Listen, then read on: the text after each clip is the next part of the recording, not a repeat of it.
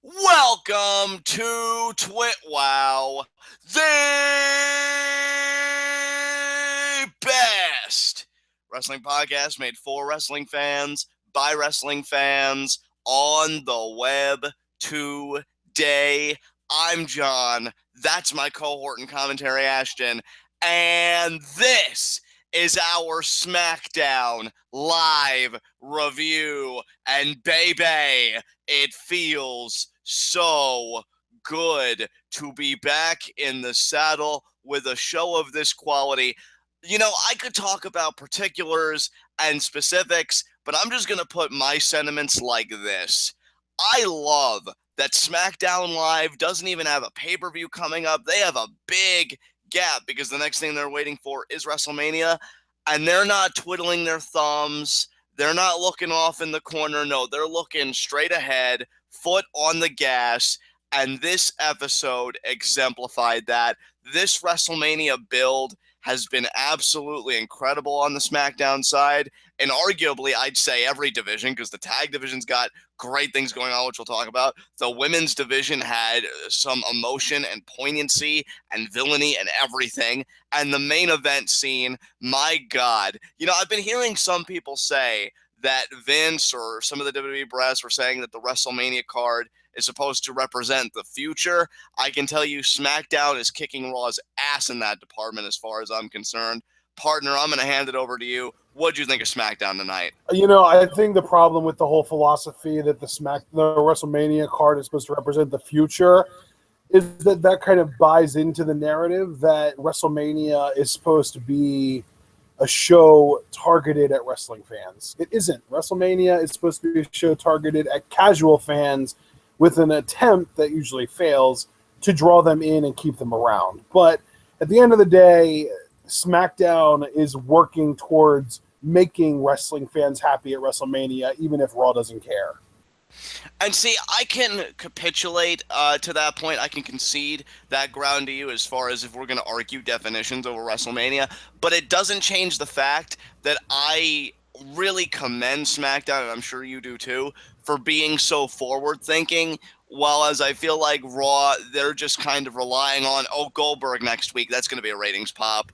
Or Lesnar has a response, or this guy's doing this, and it's a crime on Raw's side of things because they do have such a talented and youthful roster that really made huge names for themselves and could continue to for several years on the WWE scene. But to me, they just really haven't capitalized as well as they could. Whereas SmackDown, I mean, you're talking about a guy in Luke Harper who seemingly out of nowhere is a heartbeat away from the WWE Championship match at WrestleMania. That, again, SmackDown calls itself the land of opportunity, and they proved it again tonight with their booking, and I freaking love this episode. I thought it was tremendous. Yeah, man. This was a really good episode of SmackDown. I enjoyed Raw last night more than I think most people, but SmackDown still blew it out of the water to me. And see, that's the thing. Like, I haven't watched Raw in full, but I did watch a good portion of it, and then when I realized I wasn't going to have time to finish it, given the recording and everything else I had going on today, I just watched the selected clips of stuff that seemed of interest to me. And while I agree with you, it was good, and I think even some people were a bit overly critical of this Raw to a point. I mean, you just look at how SmackDown handles all of its stories. Everything tonight to me carried some sort of purpose, and I love that. And I like I said, I commend them for that. And SmackDown has done so much more getting me excited for WrestleMania than Raw has. And Raw really needs to step its game up because it doesn't just have to worry about WrestleMania. I mean, in just a little bit, in like over a week's time, it's going to be Fastlane.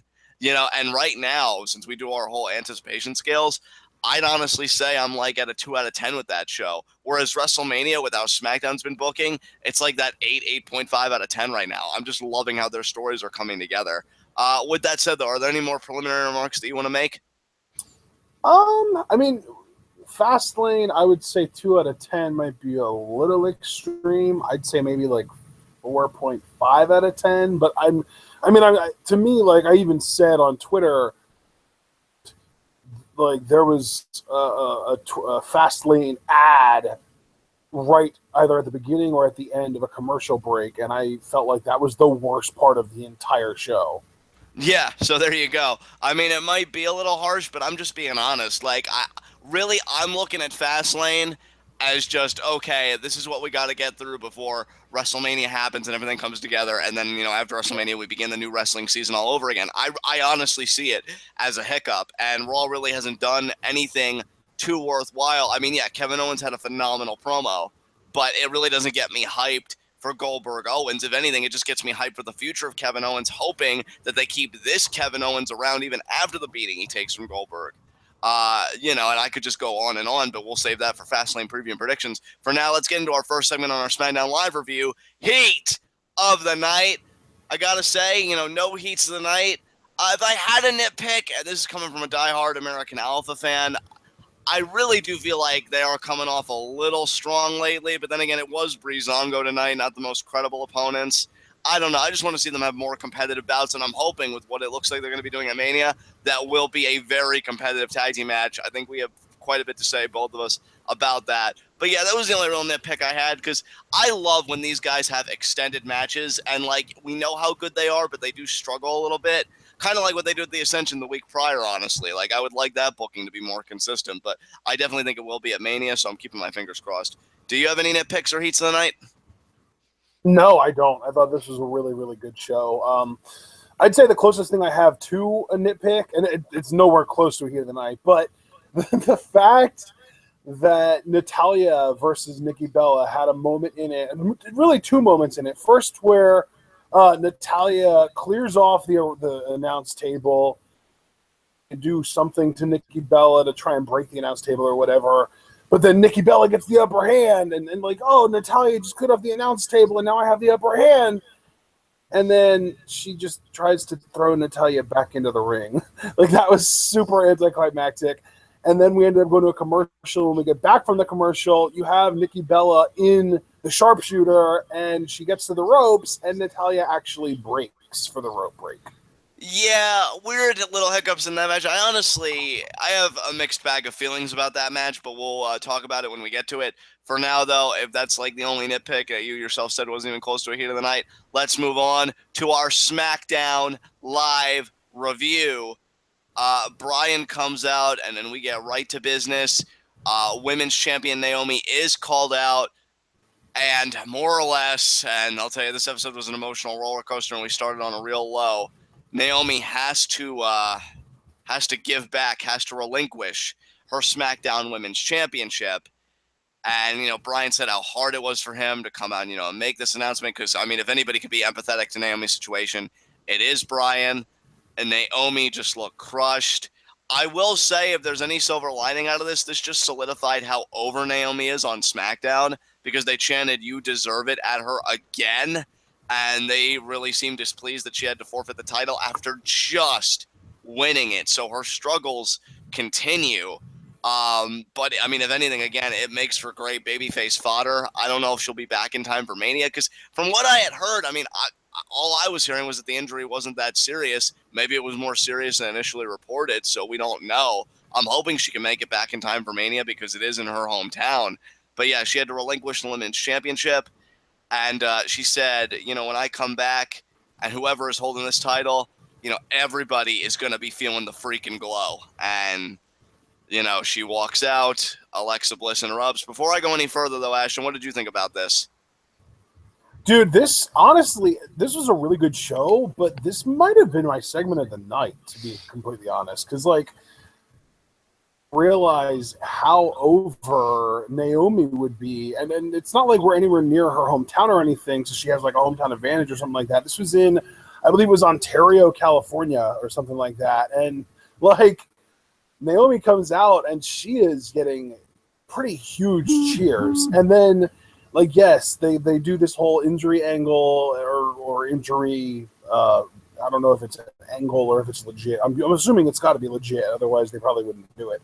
But yeah, they do this whole thing with the injury. They Brian asks her to hand the title over because she's not going to be able to defend it for the 30-day period, which is just hilarious, taking, certain other title reigns over the last couple of years into account. But she eventually relinquishes it. Like you said, the whole, calling out the female roster, talking about how everyone's going to feel the freaking glow when she gets back. I loved that. But then when you have Alexa Bliss come out And first of all, the instant heat when her music hits was great, but not just the instant heat, but the prolonged and maintained heat that Alexa Bliss had during her promo tonight is something that we really haven't seen from anybody. Guerrero, and she wasn't even an in-ring talent, so it barely counted with her. I was so happy for Bliss that she got this kind of heat because I'll be honest, when she initially got drafted, I was incredibly apprehensive because I'm like, I'm enjoying her work on NXT, you know, between Blorfexa and then when they dissolved what she was doing in singles. But I'm like, is she ready for this? And even if she wasn't initially, I think she's really hit her stride recently with this Naomi program. Like, I love hearing her on Talking Smack, especially her interactions with Brian. Rude, you don't know my life, and just so many other glorious sound bites. And then the promo she cut, I love the satisfaction on her face, just reveling in the fact that Naomi had to relinquish the championship. And I love, too, that she's so flippant, like, oh, I could have done without the scratching and clawing and the boo-hooing, but when she gave up that title, perfection. So good, dude. So good.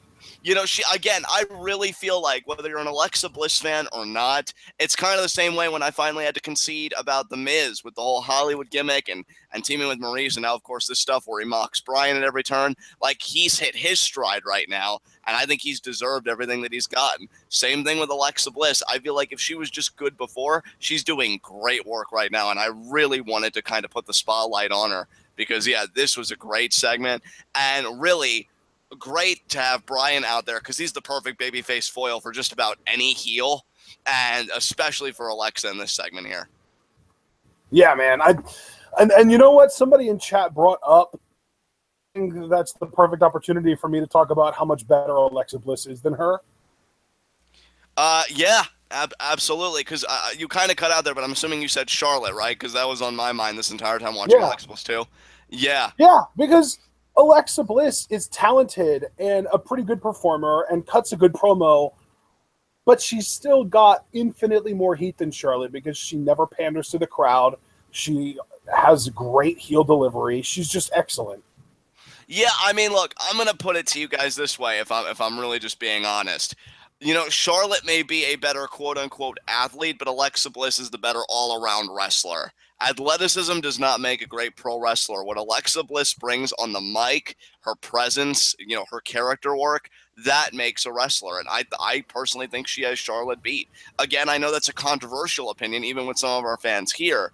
But, you know, that's just honestly how I feel. I heard the heat that Alexa Bliss was getting, and I just feel like, wow, that's amazing. And I can't really remember the last time that Charlotte got it. And more importantly, when Charlotte got it, even if she didn't get it, and didn't let that reaction affect her, because we've talked about how Charlotte really has poor crowd control, because if anything, the crowd controls her, as we've seen in like big moments. And to me, I would classify this as a big moment for Bliss. I mean, you just had the former champion Naomi relinquish the title. We hate seeing that, you know, from a babyface. The last time we went through it was with Finn Balor in the Universal Championship. So it's always a moment like, how hard can I kick these people when they're down? And Alexa Bliss is a pretty good kick for my money. Bryan, however, won't settle for that crap because Alexa Bliss points out, you know, I was owed a rematch. Naomi has not been able to defend her championship, so I think the proper thing to do, since you know I have a good heart and everything and I always want to help out, you should just give me back the championship. And the delivery on that was just, and I love too, like the crowd was freaking, oh, we can't hear you. And she, yes, you can hear me. Now shut up. And like, even the what chance she handled so much better than Charlotte has. And I just want to be clear, guys. I'm not intentionally bringing up Charlotte because I have this like weird dislike for her. I'm bringing up Charlotte because she's the other heel champion. She's the heel champion for the other brand.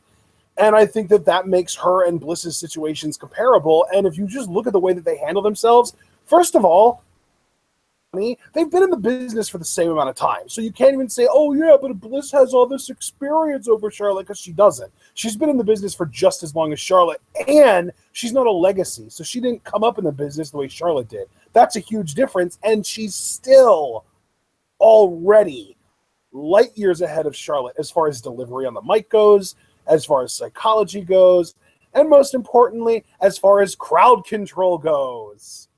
Yeah, absolutely. I completely agree with you. I'm happy for her that she got a moment like this and she hit it out of the freaking park, which made me even happier for her with what came later. And we'll get to that in just a second because Brian chooses not to give the title back to Bliss, but instead, Bliss is going to have a SmackDown Women's Championship match against this person. Becky Lynch's music hits, which, I mean, to me, it makes perfect sense because even if you look at the championship history, we have Naomi, and then before that was Bliss, but then who was before that? The first ever champion, Becky Lynch, and they do have a feud, a built-in kind of rivalry to always return to. So I like this, and we go right into Becky Lynch versus Alexa Bliss. Ashton, what do you think about this match, bro? I mean, it was pretty solid. It really wasn't that long of a match. It was maybe like 5 minutes, if that. And next thing you know, Alexa Bliss is finding a way to win because that's all she does. She's a winner, John. She finds ways to win. And in this match, you have kind of really Becky Lynch out wrestling Alexa Bliss pretty clearly. I feel like she dominated what the match was, which really wasn't long. But while it was going on, I feel like Lynch was on the dominant side. But eventually Bliss starts trying to get out of the ring with Lynch grabbing her by the feet, trying to keep her in. And eventually you see Bliss grabbing the ring skirt, pulling it into the ring. And the ref is starting to put it back. And as he's turned around, not paying attention to the girls, Bliss does like this weird double throat chop on Becky and then rolls her up for the win. So now Alexa Bliss is a 2-time SmackDown Women's Champion. And if you would have told me that by February 21st, 2017, that Alexa Bliss would be a 2-time female champion on the main roster, I would have said, haha, you're high, go away. And now, in hindsight, I mean, yeah, she's great. I'm actually really happy about the fact that she won this match. As much as I love Becky, I feel like this is more like the championship and sort of the story arc of the Women's Championship on SmackDown right now needs to run through Bliss. And you know something, bro? It's so crazy because one, I have to say, just as kind of a quick aside, I love that she used like the throat chop because I feel like first ever Paul Heyman girl confirmed because he was the first one to say if you can't breathe, you can't fight. And Alexa Bliss is like, oh my God, that's so true. Because then she just rolled up Becky and got the win. But second of all, and more importantly, it's so weird because when she first won the title at TLC, I don't know. I wasn't really feeling it. I didn't feel like Alexa Bliss was ready for a run. But given her mic work, like as champion, and her program, with Becky involving La Luchadora, and then the stuff with Naomi, and then what she did tonight, even taking tonight and putting that in a vacuum, she earned this second run. And something tells me it might even be better than her first run. Again, I just think she's really hit her stride right now. I love that Alexa beat Becky like her own way because I was kind of dreading there was going to be a Mickie James run-in, which there was, but I think it was just better time than what I was anticipating. And yeah, I love that Alexa Bliss won this way, and she's the first ever 2-time SmackDown Women's Champion. Becky Lynch is the first ever SmackDown Women's Champion, so that belt is slowly accruing that history, and Alexa Bliss has already proven to be a big part of it, so good for her. Hell yeah. It's awesome. I'm so proud of Alexa Bliss. Not only for the improvements that she's made, and really that's worth being proud of in and of itself, but the fact that she's won me over, because like people have improved before, like The Miz improved from like 2011 to 2013, 2014, but he still hadn't really won me over. He was still annoying. I still didn't really feel like he was that good.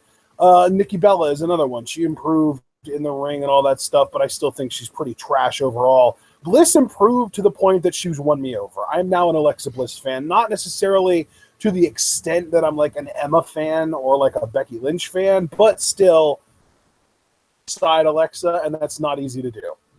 Yeah, it's crazy. I love when there are performers that win us over, like The Miz has, and now Alexa Bliss clearly has. I mean, I think it was an easier path for Bliss because we never really outright hated her except for her brief face stint. Which, man, I mean, we were saying, too, turn her heel. And with moments like tonight, it's the best kind of validation. So, yeah, great match. Mickie James comes out after to kind of celebrate with Bliss. But then she's like, oh, wait, while I'm here, let me see if I get a cheap shot on Becky. but her timing was so poor because by that point, Becky had already gone back to her feet. She had regained vertical and she could defend herself, and defend herself she did because she pretty much kicked Mickey's ass and got her out of the ring. So we know that feud's continuing. And I just love that, like, all of these women's programs and everything with the women on SmackDown in general just feels so important. And it's not like all of them are gunning for the championship. I love that we have that variance too, because that to me feels more creative and honest than, okay, well, you guys just go for the championship, or you just wait until you can go for the championship. I love that. Again, SmackDown putting its best foot forward to me. Yeah, man. Really, the Mickie James run-in was kind of sad, but at the same time, you kind of got the sense that they did that for the sake of kind of ensuring that Becky Lynch still looks strong, because she doesn't win that much. I mean, she does win some matches, but she does seem to kind of, even though Bliss always cheats, she still manages to consistently beat Becky Lynch, and I think this is a good way of preserving Becky's credibility with the post-match run-in. Yeah, absolutely. I completely agree with you. And yeah, they're really getting the booking of Becky right, because she gets robbed here. And so we have that sympathy, but it's not like she's getting steamrolled. She was still able to fight for herself. And that, continues to make her compelling. So good stuff. But I've said all I can say about the SmackDown Women's Championship match. So if you want to move on, we can. What came after this, my friend? Well, one thing that I am a little bit worried about now is that we're going to get sort of a break in continuity, and the reason I say that is because now we're in an interesting situation where Becky Lynch didn't really earn that championship shot, and if you want to say, like, Bryan was giving it to her because of the fact that Mickie James cost her the title in her last opportunity, then that makes sense. Right. She didn't technically earn that championship match, and then she lost it. So I don't think, if you ask me, Becky Lynch has to be at the back of the line, right, as far as championship title contention goes. I mean, I would certainly think so. I mean, right. After that loss. So we have her. There are literally 3 babyface women on SmackDown. So there's her. Naomi is injured. We know she's going to be out for a little while. And then the only other babyface literally just lost tonight and is entering into a program with Maurice. So we might actually end up in a situation where Naomi was stripped of the title because she's not going to be able to meet the 30-day you must defend your title clause. And we might get Alexa Bliss not defending the title until WrestleMania, which would be 40 days. Right. Yeah, it's definitely an interesting situation. And I've always felt like that whole clause existed for narrative convenience. Like, it barely gets invoked, but it only does when you want to further a narrative. Like, for example, the one clear illustration that stands out in my mind, because I think this was back in, like, 2010, I want to say, when Sheamus had the title and he could pick his opponent, and he picked Zack Ryder, and he beat him, and he even says in the promo, well, now I don't have to defend my title for another 30 days. I'm going to take, the whole month off. And then the GM's like, oh, no, Sheamus, you have to defend it at Night of Champions. It's like, well, I already had my obligated whatever. So I don't know. To me, it's always existed for narrative convenience and nothing more than that. But we'll see how they handle it here, and if anybody can step up and challenge Bliss in between now and then, because that's the intriguing thing about SmackDown. They don't have a show like Fastlane. It's just SmackDown Live programming and then WrestleMania. So we'll see how the women's division develops from here. Yeah, absolutely. So then, after our first match there with the whole Mickie James run-in post-match, we got a trio of promos here from individuals in our main event tonight, the 10-man Battle Royal for the number 1 contendership for the championship at WrestleMania. Gross. And he basically just cuts a promo on Baron Corbin, talking about how everything Corbin's done to him has kind of got him hot, and how, he's kind of plays it off like, I'm not obsessing. You're obsessing. What are you talking about? I'm not obsessed with Baron Corbin. And he kind of says, like, oh, maybe I'll go after him in the Battle Royal, but maybe I won't. You never know. And then he, like, covers a picture of Corbin's face up with his hand. I love that he had that picture of Corbin. Like, that was just enough of a creepy vibe for me to be intimidated by Dean Ambrose, but he only laid his hand on it, so I'm like, okay, we're cool. But yeah, I thought that was a great touch. Great sentiments here expressed by Dean. I love that he's able to balance, I really hate Baron Corbin's face, but I really love the idea of main eventing WrestleMania. So great stuff there from Ambrose. Yeah. Then we get into a Kalisto promo, very generic, very, cookie cutter. Talks about how he wants to main event WrestleMania and hear thousands of people watching him in the main event chanting "Lucha, Lucha," and that's about it. Yeah, I agree with you. Generic is definitely the word that comes to mind. I love how he's like, oh, people like me weren't supposed to be here. Yeah, that's right, because you're a failure. Get over it. Who gave their thoughts next that I can make fun of? Well, you're not going to want to make fun of it because it's The Miz, and he actually had an amazing promo here. You're right, he basically says, rather competing in this match, why don't we just compare resumes? I'm a 2-time U.S. champ, a 6-time Intercontinental champ. I'm a former WWE champion. I won the main event of WrestleMania 27. I am a star of the real world, a star of Tough Enough, the star of the Marine 3 Homefront, the star of the Marine 4 insert subtitle here, and the star of the Marine 5 Battleground. Oh, and by the way, after Maurice gets in his ear a little bit, I'm going to be the star of the main event of WrestleMania 32. Or 33, I guess it is. So, yeah. Tyson Kidd would have been proud of that promo because Miz was spouting nothing but facts. Fact, yes. Yeah. So great stuff from him. I love that he builds himself up, but not in that generic way. I'm the only one that's going to go to WrestleMania. No, he legit runs down his career. And when you hear it, you're like, damn, that really is impressive. So great stuff from him here. And I just love, even when she's not speaking or he's not focused on her, you can always feel that chemistry between Miz and Maurice, and it's just great. I love it. Yeah, man. And what was really cool too is as Miz was talking about being a main event at WrestleMania this year, the way Maurice was looking at him, she legitimately looked like she was just in head over heels in love with him. She was falling in love with him for the first time all over again or something. The way she looked at him was please take me now. It was actually pretty cool. I thought it was adorable. I'm not going to lie, because you always hear from the girl, oh, I wish a guy would look at me like I'm the only woman in the world. Well, Maurice looked at The Miz like he was the only guy in the world. And yes, I am totally okay with this. I love them together. I'd say one true pairing, but they already are. So it works on all levels. Who spoke after this?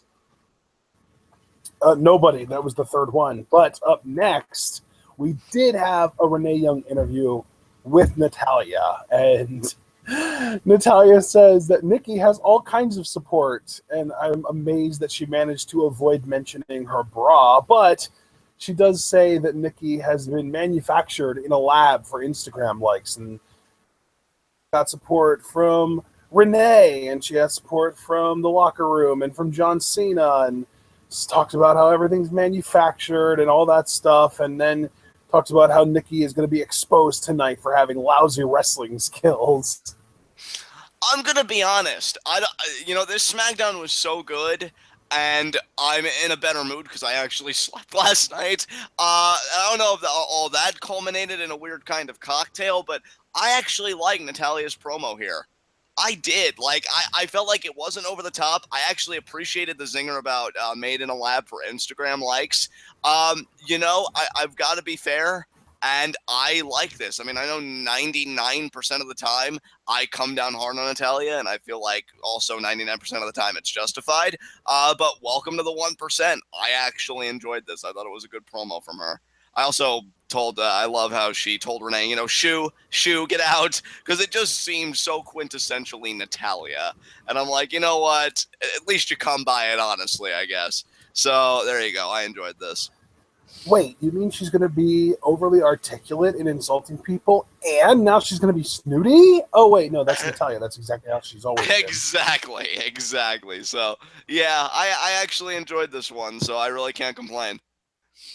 All right, so then we got our second match of the night, which was Breezango versus American Alpha. And, I mean, Breezango tried a sneak attack before the match, and then during the match, they tried to isolate Jason Jordan, but eventually he got the tag to Chad Gable, and Gable comes in like a bat out of hell, hits a lariat on Breeze over the top rope, and then as he's doing that, Jordan is setting Fandango up in an electric chair, which Gable goes up to the top rope and hits a top rope diving bulldog on Fandango out of Jordan's electric chair for the win.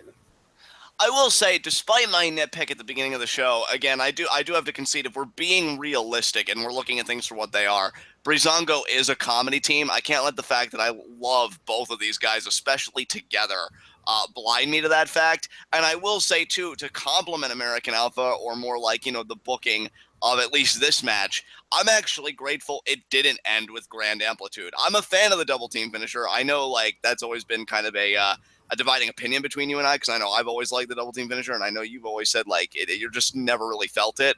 But that said, though, I like that they won with a different double team move tonight. I think that breaks up the monotony, the predictability of their matches. That win came at a time, well, I mean, let's be honest, the crowd probably did anticipate it, but you get what I'm saying. It wasn't that really laid down, really played out kind of finish. But brother, I'm gonna give the floor to you now, because you said the opening was kind of your segment of the night. I could totally understand, but it was such a sour note, and even though Alexa Bliss was so good, I still felt so devastated for Naomi. This was my segment of the night, because this just put me on nothing but a high. But if it put me on a high, I mean, you were practically live reacting to this, and I could hear you, and I was smiling the whole time. So what did you think about what happened next? Oh my God, this was just so good. Listen, guys, I want everybody to just listen to me right now. So I think it was Ace the Skylord came into chat and he said, guys, Twitter reviews are coming in and they did not like this week's SmackDown. My response to that is, if you can listen to this Usos promo and not say after it that you enjoyed this episode of SmackDown, I don't think you and I can be friends, because this Usos promo was incredible. This was literally the best thing the Usos have ever done in their entire careers. Anything ever. This was so freaking good. And it starts out with them just coming out, and it was, even the way they started was cool, because Alpha had just won their match, and been during Greg, what's his name, the ring announcer, during his announcement that that American Alpha won the match, the Usos come out and they're talking. They're like, "Oh yeah, let's talk about American Alpha, these guys are great." But then they get really confrontational and they start to be like, "Y'all want to fight? Y'all want to fight?" They're heckling the freaking American Alpha guys. They're heckling them. And then, "Y'all want to fight?" And then they go up to the barricade and they're like, "Nah, not tonight. We do it on our time." But then what proceeded was easily the best thing these guys have ever done in their careers, because they cut a dual promo where one of them would say something and then the other one would be and then something else. And I honestly, I legitimately wish that I could get a transcript of this promo. I wasn't able to transcribe it while it was happening because my jaw was on the floor and I didn't have the capability of thinking. So freaking good. And my only question is, when in the world did the Usos get awesome? Because this was awesome. Dude, I'm going to go maybe possibly on one of my John tangents here, because this was so fucking good. I love that they even have a little mix of rapping in this promo too, because you could hear some rhymes that they were doing. Not every line, but I almost like it even more that way, because it wasn't a rapping promo like Thugonomics John Cena. It was just high energy. We're in your face now. You're gonna leave the arena tonight. You're gonna get into your rental car. You're gonna buckle up. You're gonna what even was, you're going to go to your hotel, probably 2-star, because there's a rhyme there with the rental car and then probably 2-star. And then they were talking about how you're gonna grab your fiber bar, and then it was, is it gonna be vanilla or chocolate? This was so freaking good.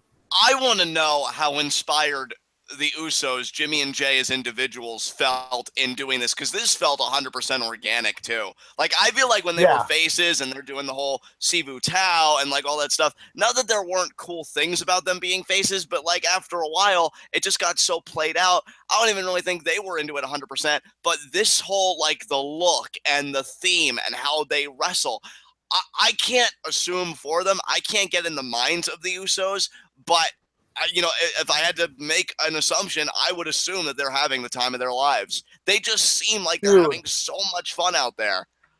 I love it. And then talking about how, like, Jordan and Gable were going to get into their hotel room and they were going to toss and turn and they weren't going to be able to sleep and their head's going to be on a swivel and they're not going to know what's going on. And then they're going to turn around, look behind them, and it's not paranoia, it's the Usos. Like, yes! Yes! I have goosebumps thinking about it even. Like, I am going to go back and watch this promo dozens of times. You and me both. You and me both. And you know something, Ashton? It's so weird. Because I always love to self-indulge in my ego and the collective ego of TWitWoW whenever possible. I remember when you said on one episode that because the Usos did a promo when they were still faces, and they did the whole thing like, oh, we get knocked down, we stand up. And you're like, oh, I really feel like they should run with that. I feel like they made another catchphrase tonight with what you're feeling. It's not paranoia, it's the Usos. I fucking love that. I thought that was so good.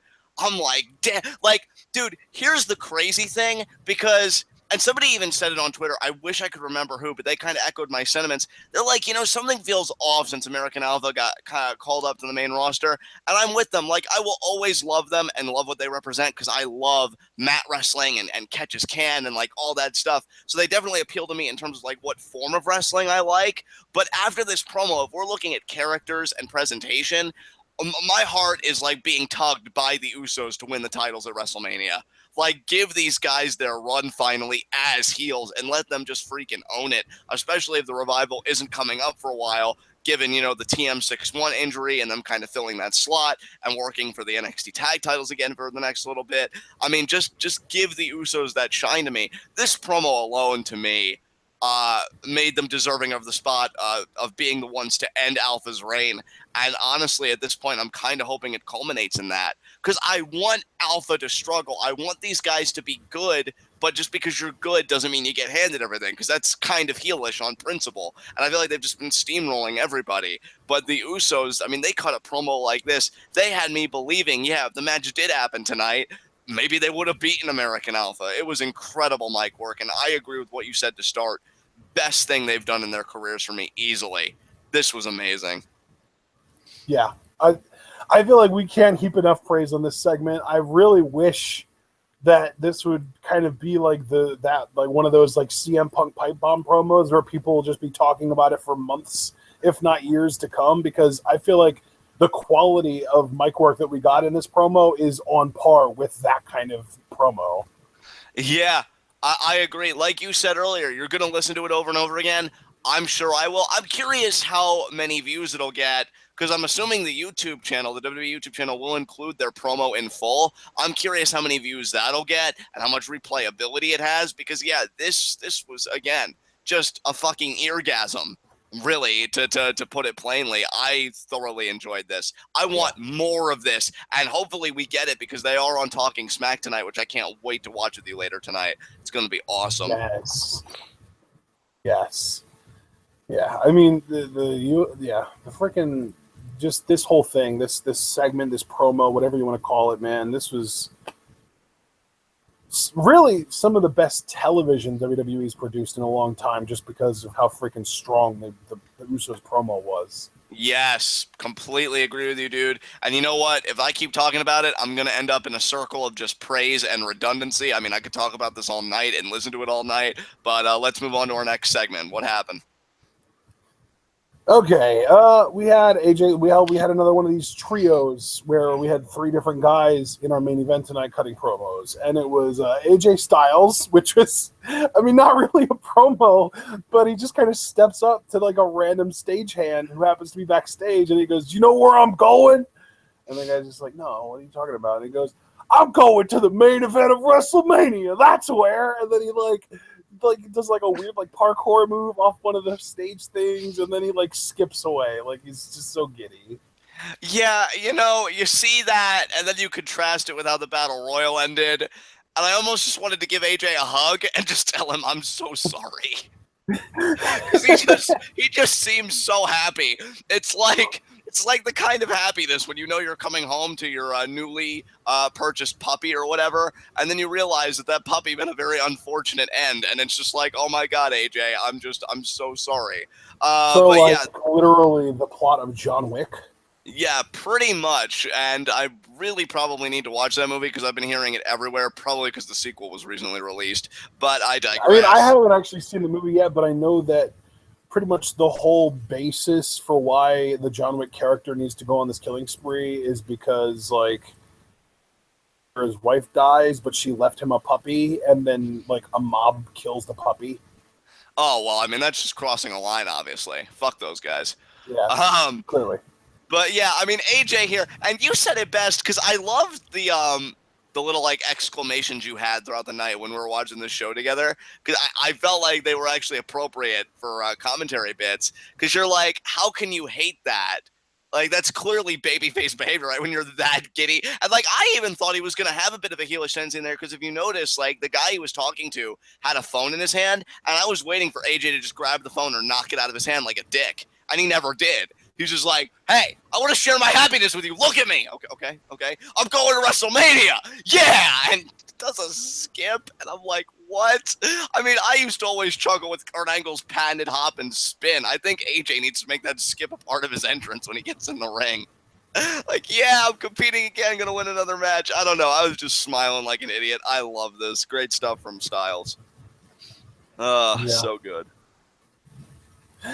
Oh man! All right. So then we got a Dolph Ziggler promo, which was pretty much just Dolph Ziggler is like the most one-note performer in the WWE. Like he's incapable of talking about anything else except for the one thing that he considers to be his character at any given moment. Like when he was the show-off about how he's the best damn wrestler in the world, and how he's so damn good, and he's so sick of being so sick and all this shit, and how he's going to steal the show and tell people to follow that. And now all of a sudden his whole character is like he's sick of the old era or the new era, and he doesn't want to relinquish his spot. And that's exactly what this promo was about. It was, to the new era, anybody thinks he can replace me? And then he super kicks the green screen behind him and he goes, replace that. Freaking one note. It's sad. I've really, like, over time, and I wanted to start liking Dolph again with this turn, because I honestly felt like a heel turn would revitalize him. But, I mean, to me, just with his promo delivery and stuff, he's quickly running into the ground. Like, literally, Dolph should only be, like, what, 30, 35, maybe 36? I feel like he's not really that old. Like, aren't him and Randy Orton the same age? And, like, they're not necessarily, like, old.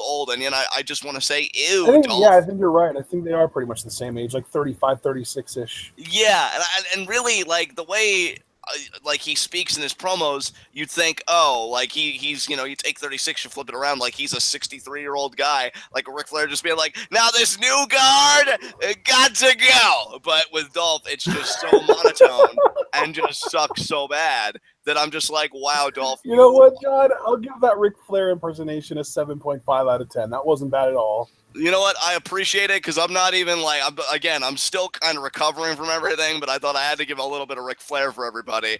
But yeah, like with Dolph, it's just so monotone to me and like not, like you said, one-dimensional, not very lively. And I love how he super kicks his own graphic. Like, I was just like, hey, somebody probably worked very hard on that, dick. Like, the fuck? But yeah, I just wanted to be like, Dolph, you're so old and in the way. Your opinion doesn't matter, Dolph. It doesn't.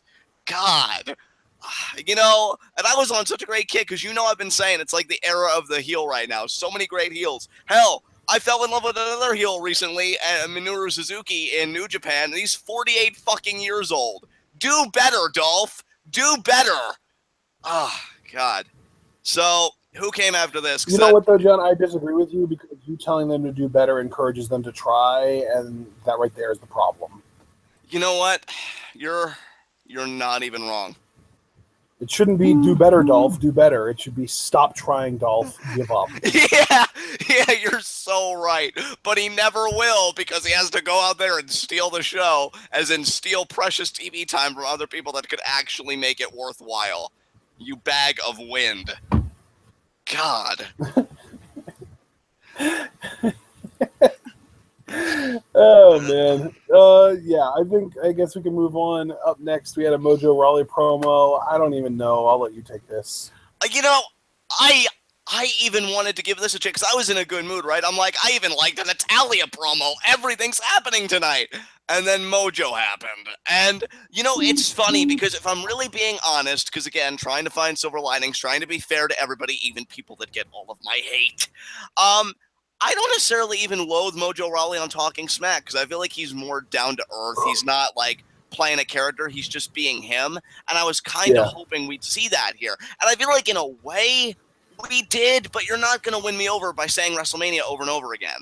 Like, again, even though it was going to be tell regardless because he's using words, I feel like, okay, we know what WrestleMania is, but what is WrestleMania to you? Because I feel like that's a more personal and intimate question that I would love to have answered. And I feel like Mojo really didn't answer that. He just said, I've won 2 battle royals, which I like that line because it establishes credibility in this match, because I'm sure a lot of people would look at that graphic and say, oh, Mojo's a scrub, which, don't get me wrong, I was one of those people, but at least he establishes a base of credibility. But then, he doesn't even talk about what this opportunity means to him because Ryder's injured and he's just done singles. Yeah, exactly. We get it. It's WrestleMania. Chill the hell out. Exactly. I just felt like you have such an interesting story to tell because your partner's injured, you've been doing singles, and really not even anything that significant in singles. I mean, my God, on the go-home show of, what was the last SmackDown pay-per-view? Elimination Chamber. You beat Kurt Hawkins, on the pre-show, and now you're one match away from main eventing WrestleMania, and all you have is to say the show 3 times. I don't know. That was a letdown for me because I really wanted to give him a chance, but to me, he kind of whiffed on the ball there. So that's just how I felt about it. Hey, man, that's fine. That's, young guys like Mojo who haven't been around for very long. They get a little bit of a longer leash as long as they're not overly obnoxious, and Mojo hasn't been for a little while now. Right? Yeah, I would agree. All right, so. Up next was our next actual thing that happened. No, actually, I take that back. We had a Luke Harper promo. Years I followed Bray Wyatt. I listened to him. I obeyed him. But at the flick of a switch, that all changed, and now I am free. And after I'm victorious tonight, there will be nowhere left for him to run. I love this. Luke Harper is so good. Oh my God, so good.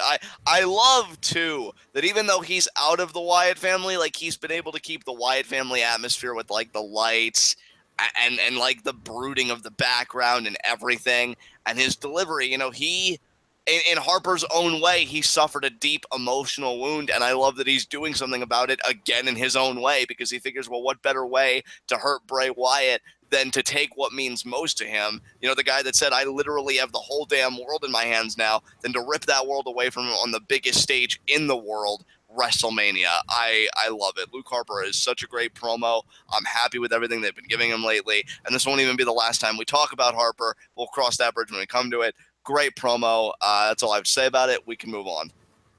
Yeah, man. All right, so after that Young interview, lots of talking segments and consecutive talking segments in this show, but great thing is they all contributed to the greater whole, I think. So we had a Renee Young interview with Nikki Bella. Nikki says that she's going to prove to Natalia that she is more than just a pretty face.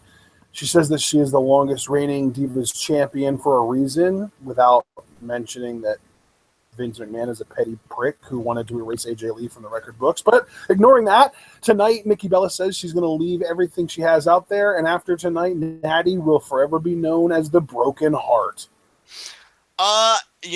Really didn't care for this promo as much as Natalia's, again, if I'm being honest, but at least Nikki had in my mind, I'm like, you know what, that closer works, the Broken Heart. I'm like, I see what you did there. Okay, go have your match. So yeah, that's really where I was with that. And then was the Falls Count Anywhere match after this? Yes. Okay, so let's talk about it. I'll go first since I know. Oh, okay, yeah, you go. Yeah, because I was just gonna say the only reason I want to go first was because the Falls Count Anywhere match was kind of your nitpick. And I want to say that I do agree with that nitpick. However, like, even with those two hiccups, the one thing that I'll give this match credit for, I really do feel like it utilized its stipulation rather well. If I had a nitpick to bring to the table, though, and I don't know if I'm alone on this, if anybody in the chat would agree with me or if you would agree with me, there were some spots that kind of took me out of it. Like, I'll give you one that stands out in my mind just completely.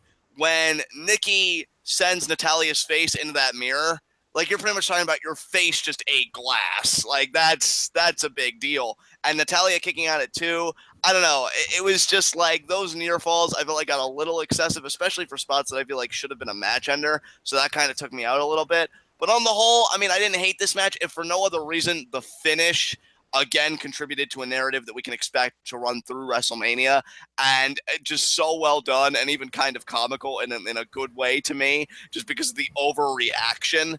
And Maurice just beating down Nikki Bella with the lead pipe, all because that she got powder on her the one time in Elimination Chamber, and then Natalya throws Nikki into her tonight, and then Maurice is just like, well, clearly Nikki's at fault here. Let me beat her face in and her sides in with a lead pipe. So yeah, just for that alone, I can't hate this match. But yeah, there were the off moments to me, but I at least commend these women for maximizing the stipulation in my mind and really taking it to some creative places and having some creative spots. I don't feel like it was as good as it could have been. But yeah, now, what did you think beyond, your nitpick? No, yeah, I mean, to me, this was probably the low light of the show. Not to say it was a horrible match by any means, just that this was like part of this entire episode of SmackDown that I was like really kind of feeling like it was dragging a little bit, and I was like, all right, come on, get on with it. This feels like it's taking too long. So yeah, like, it wasn't bad by any means. It wasn't like, it wasn't like me wanting to like crawl up in a corner and die like I feel during Charlotte promos, but it was still not great. As I already talked about in my nitpick or whatever, there was like even after Nikki, kind of shows her lack of psychology and tries rolling Natalya into the ring during a Falls Count Anywhere match, even though there's a perfectly fine setup table for you to use if you want. Even after that, there was like a weird like power bomb attempt that ended up kind of getting botched. And then Nikki Alabama slammed Natty onto the announce table but didn't break it because he's like 130 at most. So, but yeah, then eventually once we get back from commercial and Natalya breaks a submission for Nikki because she got to the ropes, even though that's not actually a rule that'll be enforced in this kind of match. They work their way up the ramp and into the back, and Nikki gets shoved by Natalya into Maurice and knocks her over. And this kind of happened in the exact same way at Elimination Chamber, except on that show, Nikki made Maurice spill all of her cocaine everywhere, which was unfortunate. But then Natty ends up getting put through a mirror, so that was pretty ridiculous. And I think commentary even said, "Oh, that's 7 years of bad luck, John." And then, but that was only a 2 count. So then they work their way back out down the ramp, and Natty ends up getting locked into what is now being referred to as the Fearless Lock, which is Nikki Bella's STS, the step over to hold sleeper, because it's clearly not a face lock. And yeah, she doesn't tap, but then Maurice comes out with a lead freaking pipe. It's just wailing away on Nikki Bella like it's going out of style. And eventually the Miz comes out to reprimand his wife and to kind of get her out of that whole situation and take her to the back. But the lead pipe beating was enough because Natalya pins Nikki and gets the 3 count. But like, oh, what a mess with Maurice, because a little tiny shove to the ground led to a lead pipe beating. Well, I mean, maybe it was from that aforementioned coke. Maybe she got a new badge, did some, and she was just thinking to herself, no, that bitch! And then she took a lead pipe. You want to trip me, you bitch? Like, channeling her inner Akira Tozawa mark, and just like beating Nikki over and over again. And then it's like, honey, come on. She started it. I know. Let's just go to the back. You have to calm down. You're clearly on a high right now. No more TWitWoW chats for you. John is selling you way too many good drugs. Come on. And then, Natalya gets the freaking pin, which is an interesting development because, to your point, at least, I mean, I know you said this for Elimination Chamber when we were talking about that, and now I don't know how that makeup's changed given that Naomi had to forfeit the title, but we thought if Natalya got a win here, that could put her in line for the SmackDown Women's Championship.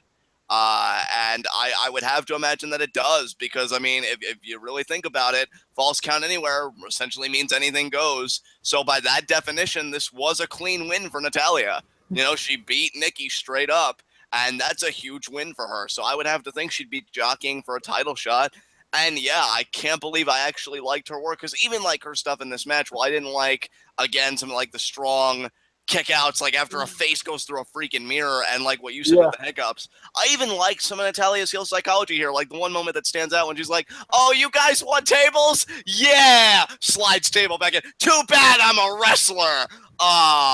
You know, so, you know, good stuff there. I mean, yeah. I'm sorry, dude. I mean, yes, Natty's heel psychology in this match on point, sure, except for the fact that she gave Nikki Bella a rope break in a match that didn't require her. I mean, yeah. But, better heel psychology than a lead pipe beatdown. Yeah, exactly. Like, oh man, Nikki's down. Let me just hook the leg. And yeah, Maurice, I love the overreaction. And you know what, though? It's so perfect for her character at the same time, because she really is like very self-absorbed, like her husband. Thinks she's a goddess, I'm and sorry, but like I feel like to me, like Maurice like coming out and beating up Natalya would have made sense, but like it wasn't just a beatdown. She brought a lead pipe to do that. Like what mafia boss are you related to that this is how you solve your problems?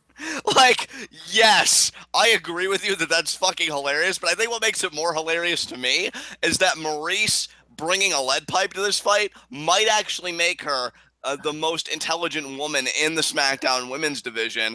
Even though I only think she's going to have this one match, I mean, she's probably thinking, you know, Natalya does bring up Nikki Bella's relationship with John Cena. She might have some of his penis. Brother, better bring the pipe. And I'm just going to beat the shit out of her. And yeah, like... But you know what? The really smart one in this whole situation was The Miz, because he goes out and grabs Maurice, and I imagine him yelling in her ear, like, "No, you don't want to do this, or we're going to have to job to Cena and Nikki at Mania." He was probably conflicted, because I bet there was a part of him like, "God, you're so sexy right now, but we cannot do this. I have to go focus on my match." And like that they just go to the back. I don't know, dude. So turned on right now. It's funny to me, dude, because and again, like you call it a pot shot, you can call it whatever. It's just honestly how I feel, because what we've talked about is Raw is primarily the show that tries to manufacture moments for ratings, or it's more of a moment show than just like a seamless kind of narrative. But I feel like because SmackDown is this like big narrative in all of its like stories, it's better at creating moments than Raw is. Like on this one show, we have at least 3 moments that I really enjoyed. I mean, you could count 4 if you consider the Battle Royal as a moment, but what I'm thinking of is Naomi relinquishing the title, and then Alexa Bliss's promo. The Usos promo, which was fucking great, and we already said like the replayability it has for the two of us. And then Maurice beating down Nikki Bella with like these were all moments that I'm gonna remember, even if not for the longest time. I'm gonna remember it than most of the stuff that happened on Raw. And yeah, like I did go back and I watched that stuff, but yeah, I just think SmackDown really doesn't get enough credit at the same time for the moments department, because you just had a woman beat Nikki Bella with a lead pipe. And it wasn't like somebody's deranged fan fiction. Like, that's incredible to me. So, yeah. Great stuff, dude. Oh, yes. That, to me, that was the funniest moment of the night, was like, oh, Nikki Bella knocked Maurice over, and it was because of a Natalya shove in the first place. You know what? Honey, find me my lead pipe. I'm going to go beat an ass. Yeah, exactly. I just loved everything about this, and you know what? This actually gets me excited for Maurice getting back in the ring, even if it's just for this Mania match, which I'm assuming it will be, because now I want the tag match to just be anything goes. This way Maurice could get a lead pipe again, and we could get a sequel. This is just incredible to me. So good. All right, anyway. I'm never going to get over the whole lead pipe thing, so we just need to move on in order for me to not keep talking about it. But up next, we had a couple more promos, one from Baron Corbin, and I gotta say, Corbin's promo was really off kilter to me because it was like, I'm a simple man. I like destruction. I like inflicting pain, but most of all, I like the spotlight. The spotlight is going to be exactly where it belongs, on me. Why? Because Baron Corbin. You know what? I know I heard some people in chat talking about how they felt this promo was awkward, and I could see where they're coming from. It's not that I'm totally disconnected from that view, but I love this anyway. Like, this guy really is a hybrid between Kevin Nash to me, which I've been saying for a while, the Kevin Nash comparisons, and Scott Steiner. Because Baron Corbin, grammatically incorrect, and yet somehow still 100% true. Unbelievable. But yeah, and you know what, too? I'd be curious, and I'm going to field this question in chat, and I'm asking this sincerely. How many of you guys have heard Baron Corbin talk on Talking Smack, and how many of you feel like he's better in that setting than on these SmackDown promos? Because I think when he's just shooting straight with Brian and Renee, like, he is so good. And it's not even that he's horrible here, but if he would ever start cutting the promos on SmackDown that he does on Talking Smack, I just think, yeah, perfection. But yeah, this was a fun promo. I enjoyed it. Baron Corbin is king, and just so good.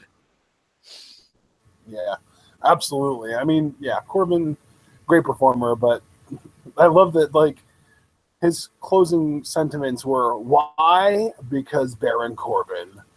Yeah, which, I mean, there is strong logic in there. Like, if Baron Corbin came up to me and he said, do you think you can stop me? I'd just say no, because you're Baron Corbin. And then I would quietly crawl back into my corner, assess my life, and realize that this is probably the only right choice I ever made. So, great job there, Baron. Great job.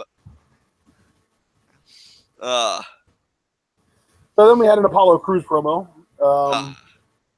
Not really anything special. You know, he calls out Ziggler, and I think his closing sentiment was that people are going to get run over, rolled over, and thrown over the top rope. Yeah, you know, actually, I even kind of like this this Apollo Crews promo. I wish he had more time in NXT. I know you've been saying that for a while too, and I wish in that time on NXT he would have gotten more promo time, because we already know what he can do in the ring. Like, I've already sufficiently assessed the in-ring work. I think he's solid. May even be amazing if he ever really gets put in a serious program and gets extended time in a match. But the character work, like, this wasn't bad. I don't want to come down hard on Apollo. I think you guys could tell that I'm actually in a good mood tonight. I'm not really looking to be malicious to anybody, even Mojo, which that's kind of frightening. But yeah, to me, this was still lacking teeth. I just want Apollo to get more practice on the microphone and really just get better, because I still want to believe that there's that quality star in there. But to be a star in this business, you've got to be more than a great athlete. It's like I was saying earlier, you know, with Bliss. She's got the character work down. She's got the mic work down. She's in her stride right now. I'm waiting for Apollo Crews to hit his, because when he does, I think we can start having some serious discussions about the guy. But this was just kind of meh to me. Yeah. Yeah, I mean, yeah, Crews, whatever. Yeah, exactly.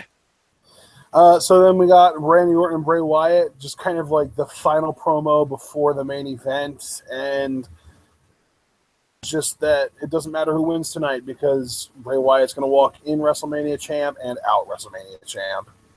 Yeah, I love it, and love that we, you know, got Bray speaking. I love that he's the freaking champion. And yeah, I guess after this it was Battle Royal time, right? Yes. Yeah, so what did you think of this Battle Royal?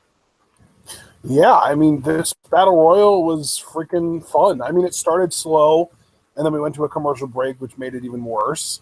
But then once we got back from the commercial break, it picked up, and it didn't really ever let up after it picked up. Yeah, you know, and you know what, too? Like, and I'm not saying they did this for every elimination, but I felt like for most of the eliminations, what I liked about them is it was kind of a hierarchy. Like, because Mojo Rawley was the first one eliminated, and I felt like that made sense, because to me, he really was like the bottom of the pack as far as like all these competitors go. Then I believe Kalisto was eliminated next, right? And then Mojo by Corbin, then Kalisto by Ziggler, yeah. And then you got Ziggler by Apollo, which, I mean, that could be a bit debatable to people, because they could say, well, Dolph is a former Intercontinental US and World and all that stuff, and Apollo really hasn't done anything. So maybe that's where my argument starts to fall apart a little bit. But still, like, if anything, you could have just flipped those guys around, and then Apollo gets eliminated, and then you're down to the 5 people that really matter. John Cena, Dean Ambrose, AJ Styles, Baron Corbin, and Luke Harper. And I mean, it just keeps building. I like the Dean upsets Baron Corbin yet again. And I love that Baron just seems like he is going to snap, and he does kind of snap a little bit. Pulls Ambrose out underneath the ring so he's not eliminated, hits End of Days to Dean on the floor. And I feel like that was so smart by SmackDown because it created moments of dramatic tension later in the match. But I'm going to hand it back over to you to talk about the latter half. I mean, what did you think about all this that went down? Whew, I mean, I love that the whole Ziggler Cruz Kalisto thing got pushed forward, and then also the whole Miz Cena thing really got kicked into high gear, and we got the whole Ambrose Corbin thing with, I believe, Corbin getting eliminated by Ambrose. So lots of like interweaving eliminations and stuff. Harper ends up being the one to eliminate Ambrose then, and then Harper Styles end up fighting to a draw. And yeah, they got to bring Daniel Bryan out and to make a decision. And he ends up talking about how, you know, like, hey, we're just going to have a match. We're going to have to, you know, we're going to have to just have a one-on-one match next week. And the winner of that's going to go on to WrestleMania to face Bray Wyatt for the title. And I love, too, that, I don't know if you guys noticed this, but Daniel Bryan didn't tear both of his quads on his way to the ring for this. Yeah, dude, I was thinking the same, dude. That mental uplink you and I have had lately, which I feel like has only intensified, which is why I'm saying lately, because I feel like it's been on a new level. I was thinking the same thing about Vince McMahon, 2005, blowing out both of his quads just by fall. I'd just be like, oh, damn it. Yeah, I can't even do this one thing. But yeah, I thought that was great. And dude, let's just talk about the bigger picture here. We live in a world where Luke Harper, who, and I've been kind of saying it, you know, on TWitWoW commentaries, and now it just feels so good when I've been saying, oh, you know, I read interviews with him when he was injured. He's got this fire in his stomach, like he wants to do everything. And now he's one match away against AJ fucking Styles, a guy that, honestly, dude, I hope that match starts at 9:30 and they get like 20 plus minutes to work that match next week, because Luke now has an amazing opportunity to show everybody what he can do against a guy that even Kurt Angle said, like, I have the best matches with AJ Styles because he does all the work. He will let you do anything. So the perfect opponent for everybody right now seems to be AJ Styles, and I'm glad that Luke's getting that opportunity. And man, like, so I feel validated that way. And then think about what you said leading up to the first ever draft, like with SmackDown, you know, getting Bray and Luke and all those guys, that the show should be about the Wyatt family. And it more or less has become that, because even though Luke was excommunicated from the group, he still has deep ties to them. So I say it counts. And yeah, it's just been really compelling programming, dude. I freaking love this shit right now. Yeah. Oh man, this match is gonna be. This match is just going to be absolutely awesome. I think it's going to be a fucking clinic. I'm hoping Luke Harper wins because I want to see him take it all the way, and I do think he will, because I do think AJ will unfortunately be working that match with Shane Mania. But at the same time, though, it sucks that the opponent is such trash, because I'm sorry, I'm just overseeing Shane compete. I was over it, you know, after his match with The Undertaker. But at least narratively, they've got something very interesting going, because I just feel like AJ's so close to that breaking point.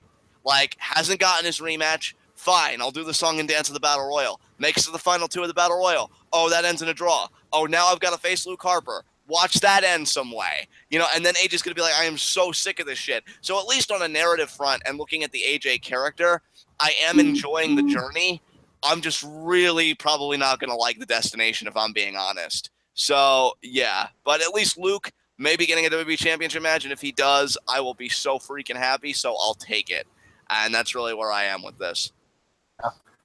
So, hey, solid episode of SmackDown, lots of fun, a few great talking segments between, you know, the opening promo, the Usos, that kind of stuff, and a couple solid matches with the being a little bit disappointing. And then, of course, the squash with Breezango and Alpha. Disappointing, just because I want more for Breezango. Anyway, I think that's about all we can say about SmackDown. So do you want to move on to our next segment, brother? Yeah, absolutely. High spots and low shots. You know what? I'm gonna say that my low shot, and it pains me to do so, but I gotta say AJ. And the only reason I say AJ and not Luke is because AJ's had this frustration building for a while now when it comes to the championship. And the guy freaking skipped. He was so happy thinking he was going to WrestleMania. So he just edges out Luke Harper. It has been a rough night and a rough couple of weeks for the phenomenal one. AJ, you have my sympathy, brother, but if you have my opinion as well, it's only going to get worse for you. So, yeah, it's looking like you're going to be the one that doesn't want any right now because it's just only going to get worse. AJ's my low shot. So let me let me take a step back. Let me get this straight. You're picking a guy who won his match as your low shot, and you're just going to leave the rest of the field to me, huh? He didn't win, though. It was a draw. Like, that's the thing. Well, he was one of two people who won the match, so he did, in a roundabout way, he did win. I just feel like, yeah, I guess, but he, like, I mean, would you rather be AJ Styles right now, or would you rather be John Cena, or would you rather be, Dean Ambrose, or Baron Corbin, or Kalisto, or Apollo Crews, or Dolph Ziggler? You know, I mean, honestly, or Mojo Rawley. I mean, when you get to the rest of that list, it's fine. But when you're like John Cena, I'm like, I don't know, maybe. Because the guy can waltz in and say, I get a title shot because I'm John Cena. And yet AJ should have gotten his one-on-one rematch forever ago. And again, you could see that frustration building. This is a continuation to me of that frustration. And again, if you look at the promo of his hype, he stopped a guy doing shit on his phone just to tell him, I'm going to the main event of WrestleMania. Welp. So yeah, AJ is my low shot. I'm sorry. I feel bad for the guy, and it was a rough night because while technically it was a win, he didn't punch his ticket. Just like everybody that pretty much lost, they're all in the same boat, and he still may not punch in his ticket next week. And let me tell you, if he doesn't do it next week, he might be here again. So that remains to be seen. But yes, I am leaving the field to you. So have at it. Who's your pick? I think I probably have the easiest pick, to be perfectly honest. Becky Lynch. I mean, she gets handed a title opportunity as a way to make up for the fact that she lost her last title opportunity due to unfair sort of circumstances, and she loses yet again due to unfair circumstances. But I highly doubt she's going to get a makeup match after this. Yeah, I completely agree. I mean, again, if we are looking at it logically, Becky should go to the back of the line, and that is what I'm hoping happens. Moving right along, this is going to be one of the more interesting high spot, low shot combinations I have, because I'm going to give my high spot, honestly, to Natalya. And it's probably never going to happen again, so everybody should enjoy it or be repulsed by it or whatever emotion you're going through. Because, again, I liked her promo tonight, and if we are looking at it objectively, she won the Falls Count Anywhere match over somebody that I feel like, it's poetic because she's dating the guy, but is the John Cena of the women's division, this big player that like does these sorts of programs and more often than not comes out with the win. She didn't come out with the win here. Natalya did. Again, looking at it in that kayfabe lens, if we had a babyface champion, Natalya should be the number one contender because Alexa Bliss it kind of muddies the waters a little bit, but this is a big night for Natalya, for me personally on all fronts. And if this is going to be the only time I do it, I'm doing it. She's my high spot. Yeah, man. I definitely can see where you're coming from. Natalya had a solid night. I mean, she was probably on the brink of tapping out, but then down comes Maurice with the freaking lead pipe. Oh, so good, dude. So good. You know what? Just from a performance standpoint, I have to make the Usos my high spot. I was they were hoping so you would. Good tonight. Yes. Really, I feel like the options that I have for my high spot tonight are Alexa Bliss, which would make sense because she won a title. That would be a solid pick. But then American Alpha, whatever, they won, but still it's Breezango who don't really have credibility. And you already took Natalya, and then are kind of in a weird spot where this whole tie thing, they're not guaranteed anything. So then it really does come down to who had the best performance. And I would say Alexa Bliss is a really strong honorary high spot. And I kind of wish you would have picked her. But I understand that you want to give Natalya credit while you feel like you can because she's not going to, she's never really been that great of a performer. So It's like take advantage of it while it lasts. But yeah, I got to give credit, man, because the Usos tonight, I'm gonna be just molesting that replay button on YouTube. It's going to get ugly, people, as Brock Lesnar would say, because that replay button, it's not going to know what to do with itself. I wholeheartedly concur with your sentiments. And normally that would be a great closing note, but we have one segment left, 30-second hot seat. And I am feeling some toasty buns over here. This seat is quite warm. So what is your question for me this week? Well, John, I got to tell you, I'm excited for WrestleMania, but I love the fact that we don't have any more SmackDown pay-per-views in between now and WrestleMania, because as we get closer and closer to a pay-per-view, I always feel more and more compelled to avoid asking you who's going to win this match type questions. But now I can just go all out, and I'm going to throw two at you. This is going to be a two-parter, separate questions, but 30-second hot seats are meant to be challenging. So you ready for this? Absolutely. Question number one, who is going to win next week between Harper and Styles to become the number one contender for the WWE Championship and go on to face Bray Wyatt at WrestleMania? And number two, be the next challenger for Alexa Bliss's Women's Championship on SmackDown. As always, you've got 30 seconds and your time now. Okay, I think Luke Harper is going to beat AJ Styles next week. I do think they're going to go all the way with this Wyatt family triple threat. As for Alexa Bliss's next challenger, I don't think you can boil it down to a singular challenger. I do think they're going to do a multi-woman match at Mania. I think it's going to be Alexa Bliss versus Natalya versus hopefully a returning Naomi versus Carmella and really anybody else they have that isn't Nikki Bella or Maurice. So I think it's going to be a multi-woman kind of challenge here because we have a heel champion. So that's my sentiments on that. Yeah, you got it in right under 30 seconds. I'm proud of you. And, yeah, I think you can take us home. All of our social media and Patreon and stuff is in the description. So if you want to check that out, it's down there. Absolutely, guys. Be sure to check all of that out. Like my co-word and commentary here said, it's all there. With that said, guys, this has been SmackDown Live. This has been TWitWoW. The best wrestling podcast made for wrestling fans, by wrestling fans, on the web today. I'm John. That's my co-word and commentary, Ashton. Guys, since we already plugged all the stuff in the description, I'm going to forego all that. And the only thing I'm going to say, the only thing left that I have to promote here would be TWitWoW Q&A. That is this Friday, right around the bend, people, a few days away, 3 to be exact. So, you know, if you haven't gotten questions in yet, the window, while incredibly narrow, is still open. Get your questions in there. You guys are permitted up to 3 questions per Q&A. You have a multitude of mediums with which to submit questions. So exercise one of them or all of them. I don't know, just do something with them. Twitter, Facebook, comment on YouTube videos that we have here, particularly this one, like after it's done processing, that would be great because it's our most recent commentary. So you guys can get your questions in. Like I said, max of 3 per person. You can divvy them up however you want. You want all 3 to go to me, great. You want all 3 to go to Ashton, great. Or if you want to share, because sharing is caring, all 3 can go to both of us, and you can get 2 insights for the price of 1.